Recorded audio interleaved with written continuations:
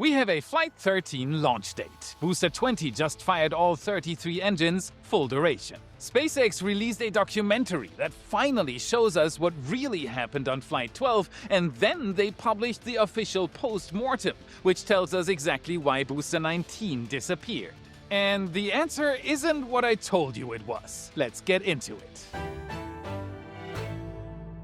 My name is Felix. Welcome to What About It? Let's dive right in. Starship updates. Before anything else, a quick word. We're back from our summer break, and the messages that came in while we were gone genuinely got to me. So many of you reached out to say you missed the show, that you were checking the channel, and that the Tuesdays and Fridays felt a little empty. Thank you.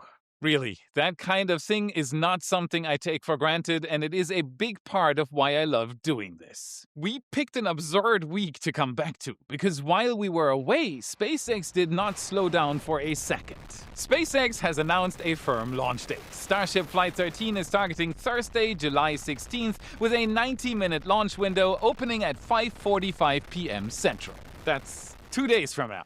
The last few days have been a sprint. On Thursday the 9th, Amy and Jordan caught Booster 20 arriving at Pad 2 for the last major test standing between this vehicle and flight. Friday morning, they documented Boca Chica Beach closing down and the tank farm spooling up. And by that afternoon, Booster 20 lit all 33 Raptor 3 engines. We had our dedicated slow-motion camera rolling, and I want you to just sit with this for a second.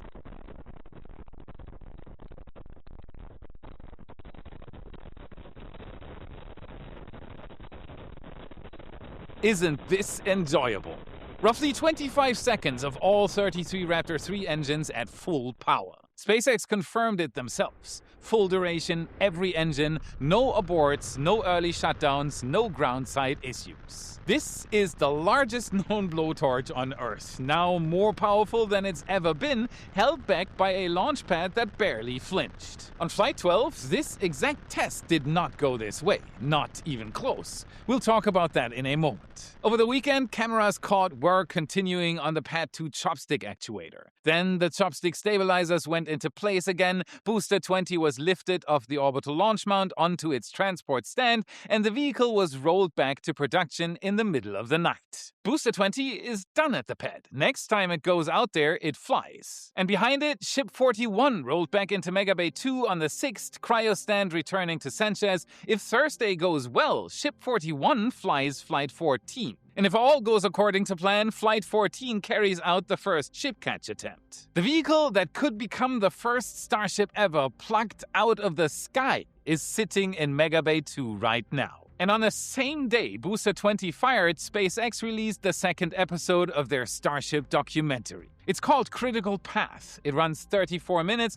and it is the most revealing thing SpaceX has ever published about how this program actually works. And of course, I've gone through all of it. There's a lot in here we did not know. The title explains the film. A critical path, as Justin Steyer, Senior Director of Starship Launch, defines it, is the longest chain of sequential events, each gated by the last, that all have to finish for a task to happen. Every day at Starbase, somebody asks what's on that critical path, because whatever's on it, if it slips, launch slips. Flight 12's critical path nearly broke 3 separate times. Let's start with the static fire. We knew Booster 19's campaign hit trouble. We actually had another pad abort on the diverter. Basically, right during engine firing, it was so much noise and vibration that it actually shook the sensors that are located out in this area enough that they were aborted us out of the test. However, we had no idea how much. It took 4 attempts to get a full duration static fire. The first abort came from a combustion fault. Raptor 3 is a new beast, and that day it didn't want to comply. Tim Southerton, director of Starship Launch Engineering, said, "These things were holding like 5,000–6,000 tons of propellant plus the rocket weight." And it's like, okay, well, why didn't you guys simulate that? It's like, well, because we didn't have anything that weighed that much. They couldn't. Nothing at Starbase weighed that much. The first time anything of that mass ever sat on those clamps was the real thing. Some tests you simply cannot rehearse. When the fourth attempt finally went full duration on every engine, you can feel the relief in the crew. They'd never connected all of this to a vehicle. They had never flown a Starship off Pad 2. One milestone down, straight into the next unknown. To reduce unknowns, we use better tools. Think about how a spacecraft receives orders. Mission controllers encrypt the command link because an uplink you can't secure is one someone else could hijack. Most of our everyday data traffic still travels the internet without that kind of cover, which brings me to today's sponsor, Meet Surfshark VPN, here to protect you online. A VPN encrypts the connection between your device and the rest of the internet, so whoever runs the network can't collect and use your data. No matter whether you're in a cafe, an airport, or use your own provider at home. Surfshark keeps no activity logs, it blocks ads and trackers with a tool called Clean Web. Plus, unlike most VPNs, it lets you cover unlimited devices on one account. That comes in handy if, like me, you've got far too many screens running, my own and my family's many devices. Start your 7-day free trial and unlock 4 extra months of Surfshark VPN. Head to surfshark.com/Felix or use code Felix at checkout. Safe and protected, back to SpaceX, here is my favorite detail in the whole film. How exactly does SpaceX know how hot the flame diverter gets? Easy. They install what they call extremely sophisticated thermal load sensing devices, which turn out to be simple pieces of metal with known melting points. If one melts, you were hotter than aluminum. You're hotter than zinc melts. If you melt this, you're hotter than copper melts. If you melt this, you're hotter than Sharpie melts.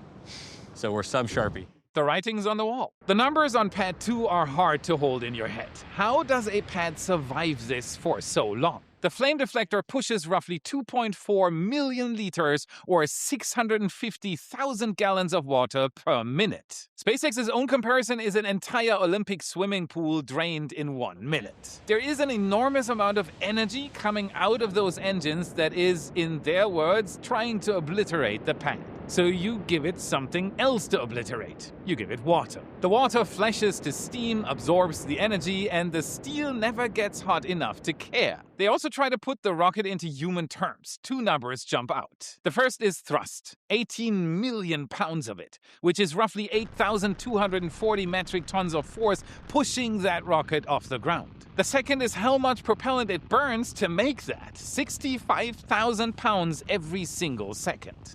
So 65,000 pounds a second is about 11 Ford F-150 pickup trucks every second streaming out the bottom of the rocket as propellant. Their words, not mine. Imagine the world's largest gun, except instead of bullets, it fires pickup trucks. Now here's the line in this documentary that surprised me the most, and it's delivered almost in passing.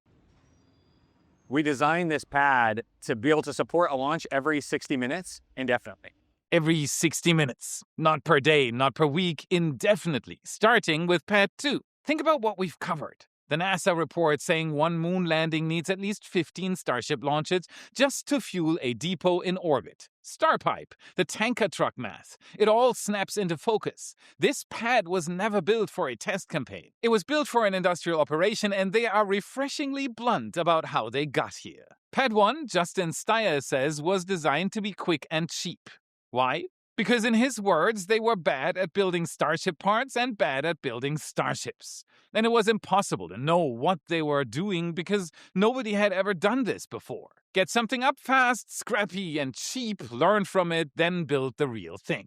Pad 2 is the real thing, already in theory capable of 1 Starship launch per hour. Yahoo! You've reached the middle of the video. You made it. Thank you from the bottom of my heart for watching and liking the video. If you're among the 40% who haven't subscribed yet, and there was at least one video you learned something new from, it would mean the world to me if you did. It is free and it genuinely helps more people find my channel. Want to make my world even easier? There's only one place you'd rather be, the Why Members Club on Patreon and right here on YouTube. Click the card or the join button right under the video. You are the reason we keep doing this. Thank you so much. You rock. As so often happens, there is always the next unexpected problem for SpaceX. The day after the full-duration static fire, as crews were lowering the chopstick arms back down the tower, Heard a loud noise out at the pad.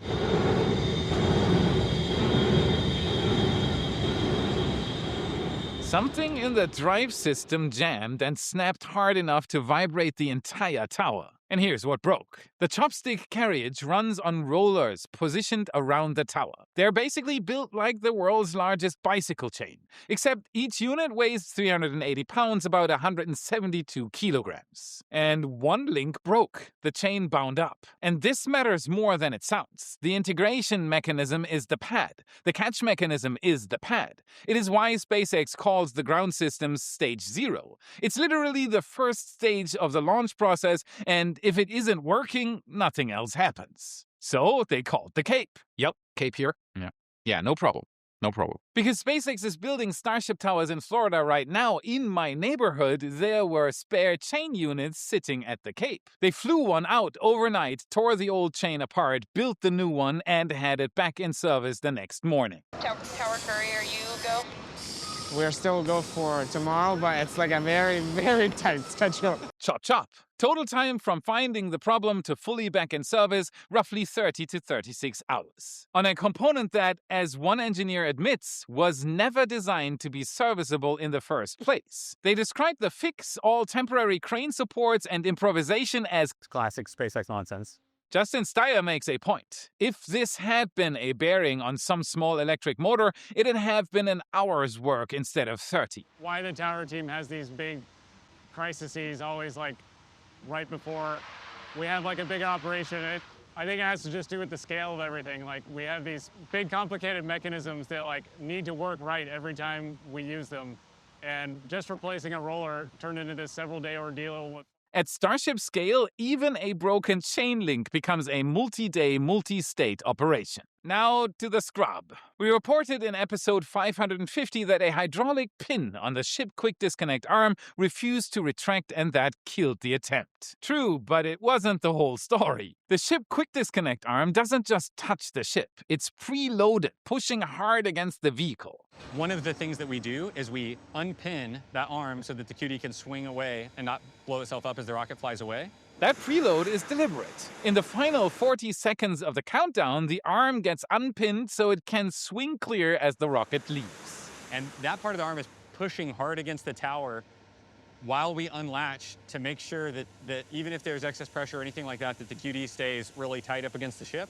And Flight 12 was the very first time SpaceX had ever unpinned that arm under real flight-like conditions. So, when the pin retracted, all that stored preload had somewhere to go. The arm shoved itself toward the tower. The end effector jiggled just slightly, and that tiny movement tripped the extremely tight limits on the hydraulic system. The arm wasn't broken. It was doing exactly what it was designed to do. It just did it in a way nobody had ever seen because nobody had ever done it before. And the fix is beautifully simple. Overnight, SpaceX welded a hard stop bumper onto the ship arm to physically limit how far it could displace when the pin came out. That's it. That's what saved Flight 12, a welded bumper installed in the dark hours before launch. And during that scrub, Justin Steyer says the best line in the film. He says he's never felt pressure from Elon Musk to fly a rocket no matter what. That isn't his style. A critical path to Mars is not blowing up rockets. That's the whole philosophy in one sentence. And here are 30 seconds on something the documentary does really well. Convey what life at Starbase is actually about. There's a team at Starbase called the CLT,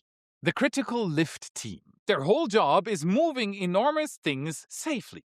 Hand them any random ginormous shape, tell them it needs to get from here to there, and they'll go do it. And when Booster 19 rolled out for the first version's free flight, people brought their families to watch. Employees who'd been there since the site was just a temp dirt lot. It's easy to forget there are a few thousand people who choose to spend their lives on this. The documentary also settles a number we never had. Flight 12 carried 22 deployed objects. 20 were simulators, which SpaceX cheerfully calls hunks of steel that mimic the shape and weight of satellites. The other 2 were real, and those 2 were far more capable than we knew. Laser optics for transmitting data to other satellites, onboard thrusters for maneuvering in orbit, real spacecraft, not cameras thrown out a door. You can see the team give them a final inspection in Star Factory, checking the optics and thrusters because those are the parts most sensitive to fog and dust. Here's the number that I was talking about. All 22 objects together weighed in at roughly 37.5 metric tons. Heavier than any payload Falcon has ever launched. In fact, SpaceX believes it's the heaviest payload the company has ever flown on any vehicle ever. And it went up as ballast on a test flight. We also finally see the operation on the planet's far side in more detail. Søren Sene, who you might remember from the Flight 12 broadcast, gives us a detailed tour. The fleet sails from Exmouth, Western Australia, a 2.5-day transit into the Indian Ocean. SpaceX calls Flight 12 the most in-depth recovery operation they've ever run. The most vessels, the most equipment, more drones than they've ever put offshore. One buoy has been floating since Flight 5, when they went out as some sort of a Hail Mary. The footage that buoy filmed is insane. They also showed us footage from Flight 6, 10, and 11 again, incredible to see. But Flight 12 was different. They weren't just filming a splashdown. They were building a near-complete 3D model of the vehicle through re-entry and landing. Not to grade Flight 12, but in their words, to build a new and better Starship. That is why they need to fly so often. They need to find out what works and what doesn't, because a rocket like Starship has never been built before. There is a moment in the control room when deployment imagery from Flight 12 starts coming down and somebody realizes what they are actually looking at. A video shot by a satellite they deployed in space looking back at their own ship in space. Flight 12 did tick off many boxes. They show Ship 39's landing from one of the water buoys. The ship comes down, splashes down softly, tips over, and explodes. Entirely normal, entirely expected. But watch what happens next. A composite overwrapped pressure vessel, a COPV, separates from the wreckage. And it's still pressurized. That pressure vents and the tank takes off across the water like a torpedo, skipping and screaming across the ocean, straight at the buoy filming it. It teaches us nothing about Starship. It's just one of the most extraordinary things I've ever seen come out of this program. And now the part that I have to own. Back in episode 550, I told you the biggest problem on Flight 12 was Raptor 3. That the booster failure and the ship engine out were both Raptor reliability issues. SpaceX has now published the official post-mortem on the Flight 13 mission page, and I was only half right. So here's what actually happened. At stage separation, slight differences in engine startup on the ship caused the directional flip of the booster to be off by approximately 90 degrees. The ship's engines lit slightly differently than expected during hot staging. That difference pushed on the booster underneath it, and booster 19's flip ended up 90 degrees away from where it was supposed to point. And that is not an engine reliability failure, that's a hot staging interaction. SpaceX says the startup sequence has been modified to be more robust to timing variability, so the flip goes the right way more reliably. But then comes the part where I was right, and it's worse than I thought. During the boost-back burn, 5 of Booster 19's 33 engines had problems relighting. 5. That ended the boost-back early, and from there the landing burn never had a chance. Booster 20 flies with hardware modifications to improve relight reliability, plus updated engine alarms and aborts tuned to what a multi-engine flight environment actually looks like. And on the ship, roughly 40 seconds after stage separation, Starship lost one of its 3 vacuum-optimized Raptors. It flew through it, demonstrated engine-out capability, and still hit its planned trajectory. SpaceX describes the cause as interconnected, says several hardware and operational fixes are in, and openly states that more Raptor reliability improvements are coming in future versions of the engine. Raptor 3 still has work to do, and SpaceX is saying so out loud. Which brings us to Thursday, and Flight 13 is not a repeat of Flight 12, there is a big difference. For the first time ever, Starship carries real Starlink V3 satellites, not steel simulators. Actual next-generation Starlink hardware, and not 2 or 3, but 20 of them. They'll deploy on the same suborbital trajectory as the ship, extend their solar arrays and antennas, and attempt to connect to the wider Starlink constellation using high-capacity lasers. Then about 20 minutes after deployment, they'll burn up on re-entry. This is a full end-to-end rehearsal of a real Starlink mission, with the satellites deliberately sacrificed at the end. There's more. The heat shield inspection program scales up hard. On Flight 12, 2 satellites carried cameras. On Flight 13, 6 of them do. They'll scan Starship's heat shield and transmit the imagery down so operators can keep refining how you certify a heat shield as safe before you commit to bringing a ship back over land. Experiments go further as well. New tiles attached to the metallic side of the aft flaps, modified tiles and new attachment mechanisms on the aft skirt, and load-sensing tiles because Flight 13 flies through higher dynamic pressure on ascent than any previous flight. That last one is the interesting trade. More dynamic pressure means more stress on every tile attachment. SpaceX is accepting that stress on purpose because the payoff is more payload to orbit. Booster 20's objectives: launch, ascent, stage separation, boost back burn, and a landing burn at an offshore point in the Gulf. Ship 40 deploys the 20 Starlinks, relights a single Raptor in space, and comes back for a controlled re-entry and splashdown in the Indian Ocean. No catches. Every single thing that broke on Flight 12 gets tested again on Thursday. And if you're wondering what all this lift capacity is ultimately for, we got 2 answers this week. SpaceX published a new site for StarMind, their AI satellite constellation